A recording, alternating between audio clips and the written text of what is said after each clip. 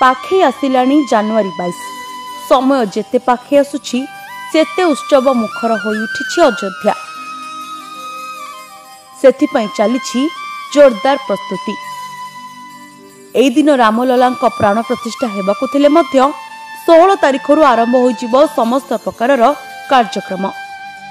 एहारि भितरे सामनाकु आसिछि जनवरी 16 रु 22 जाय हेबाकु थिबा समस्त नीति निर्घंट पूजार्चना सूची।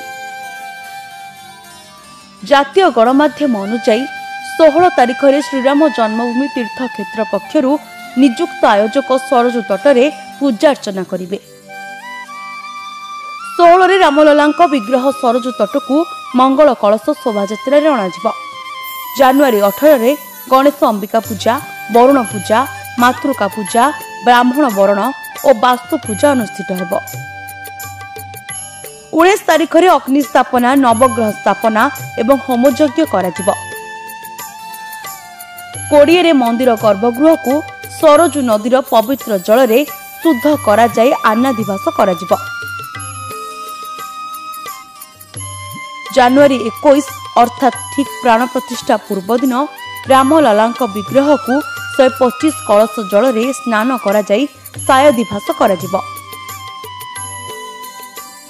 जनवरी 22 रे सकाळु रामललांक पूजार्चना परे अपराह्न समय रे मृगशिरा नक्षत्र मूल मुहूर्त रे प्राण प्रतिष्ठा हेबो एवं एहा 1 मिनिट 24 सेकेंड जाय चलिबो बोली सूचना मिलछि। सेपटे अवसर रे सुरक्षा व्यवस्था को संपूर्ण त्रुटि शून्य करा जिबाकू आर्टिफिशियल इंटेलिजेंस बा एआई रो सहायता नेछि अयोध्या पुलिस। मंदिर परिसर रे एआई सर्विलांस और सीसीटीवी कैमेरा लागिछि। एहा द्वारा मंदिर को बारंबार आसुथिबा लोक एवं संदिग्ध व्यक्ति बा दल को एआई ऑटोमेटिक चिन्हट करी सतर्क सूचना दे परिबो।